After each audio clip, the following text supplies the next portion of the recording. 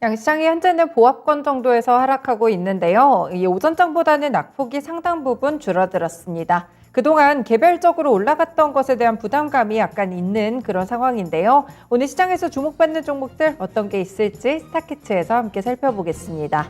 네, 증권통 통해서 조회상위 리스트부터 가보시죠. 네, 현재 보시면 상승하고 있는 종목들이 훨씬 더 많게 관측이 나오고 있는 상황인데요.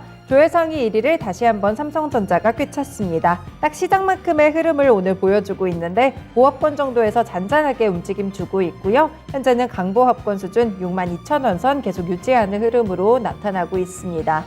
네, 두 번째 종목으로 가보시면 오늘부터 조금씩 특징이 좀 잡히는 것들이 제약바이오 섹터들이 조회상위 리스트에 상당 부분 이름을 올리고 있습니다.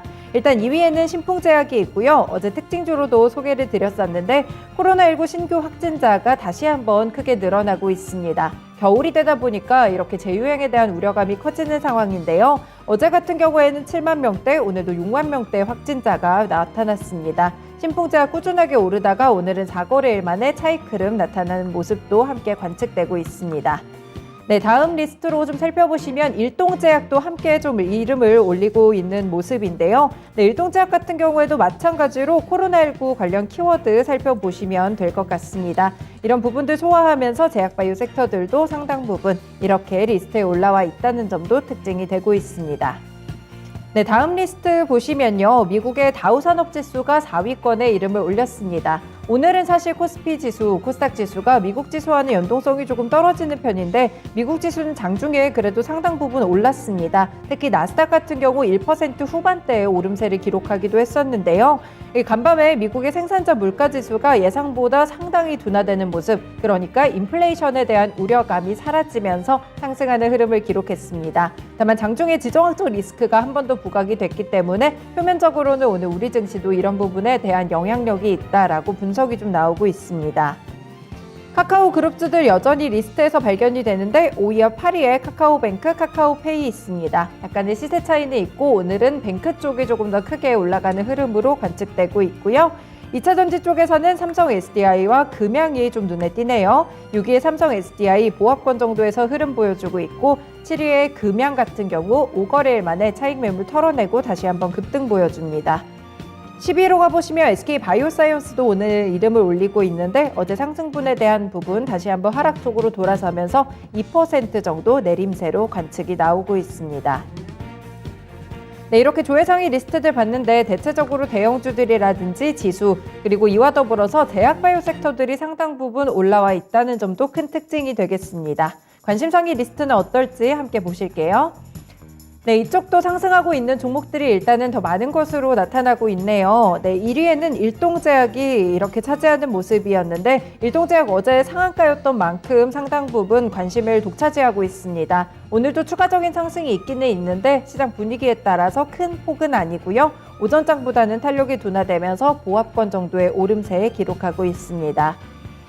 2위에는 STX 종목이 있는데 이 종목 오늘까지 2거래일째 상한가 도달하고 있습니다. 역시나 2차전지 관련된 모멘텀이 발생하게 되면서 이렇게 두 자릿수대로 뛰어오르는 모습 나타나고 있고요. 잠시 후 특징주에서 조금 더 자세히 보시겠습니다. 네, 1위에 일동제약 설명드리면서 3위에 일동홀딩스 같이 보라고 좀 말씀을 드렸어야 됐는데 3위에 일동홀딩스도 마찬가지 재료로 좀 올라와 있습니다. 이쪽에서도 치료제 관련한 모멘텀이 좀 부각이 되고 있는데 조코바라는 키워드 기억해 주셨다가 잠시 후 특징주에서 함께 살펴보겠습니다. 4위에 신풍제약도 함께 이름을 올렸고요. 이렇게 제약바이오 섹터들 관심상위 리스트에서도 상당 부분 많이 발견되고 있습니다.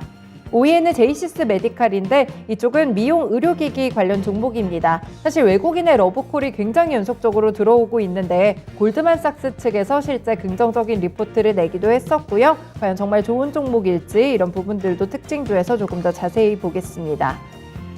서영 같은 경우 오늘 3% 정도의 상승 탄력 기록하고 있는데 뚜렷한 이유가 나오지는 않는 상황이고요. 그리고 7위에는 데모, 우크라이나 재건 관련 종목으로 분류가 되죠. 이쪽도 좀 살펴보시면 좋을 것 같습니다. 오늘 같은 경우에는 시세 자체는 조금 하락세에 가까운 모습으로 나타나고 있습니다. 네, 그리고 또 8위에 가보시면 PC디렉트가 있는데 이 현대차가 미래항공 모빌리티죠. AAM으로 인도네시아 시장을 좀 공략하는 흐름 나타나고 있습니다. 그리고 이 때문에 NSN 같은 경우 또 블록체인 모빌리티 플랫폼 개발을 통해서 마카롱 택시 시장의 지배력을 확대한다는 소식이 오늘장도 나타나고 있는 상황이고요. 일단 주가 자체는 크게 눈에 띄는 주가는 아닙니다. 11호 가보시면 신풍제약 있는데 오늘 신풍제약 우선주가 좀 10위권에 함께 랭크되는 흐름이고요. 신풍제약 우선주가 신풍제약보다 조금 더 큰 폭의 변동성 가져가고 있습니다. 오늘도 추가적인 상승 탄력 기록하게 되면서 6% 정도 오르는 모습 관측되고 있습니다. 네, 이렇게 조회상위와 관심상위 리스트들 좀 살펴봤고요. 다음으로는 특징주 넘어가서 하나하나 좀 자세히 보시겠습니다. 첫 번째 특징주는 상한가 이틀째 기록하고 있는 STX입니다. 지난 14일 STX가 이 첨단 기술 제품에 사용되는 희소금속 등 핵심 원료 가공 산업단지 조성을 위한 MOU를 체결했다고 밝혔는데요. 이번 협약에 따라서 STX는 첨단 기술 제품에 사용되는 희소금속 생산 산업을 태백에 유치하는 데 주력할 것으로 알려지고 있습니다. 태백시는 광산 지역인데요. 이 광물의 성분을 분석하는 인프라를 좀 갖추고 있고요. 또 최근에 폐광에 좀 대비해서 대체 산업을 유치하는데 상당히 적극적인 모습을 보여주고 있습니다.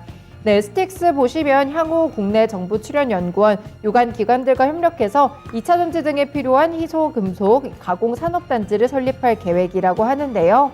또 해외에서 들여온 원강을 재련하거나 정련해서 고순도의 금속을 만들어낸다는 계획입니다.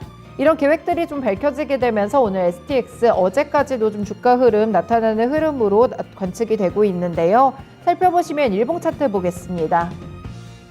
네, 거래량이 9월 말부터 상당 부분 나오기 시작했거든요. 이때부터 주가가 요동치기 시작하더니 일단 이번 달 들어서 상한가 터치 한 차례 있었고요. 오늘까지 갭상승하면서 다시 한번 거래 제한폭으로 도달하는 흐름입니다.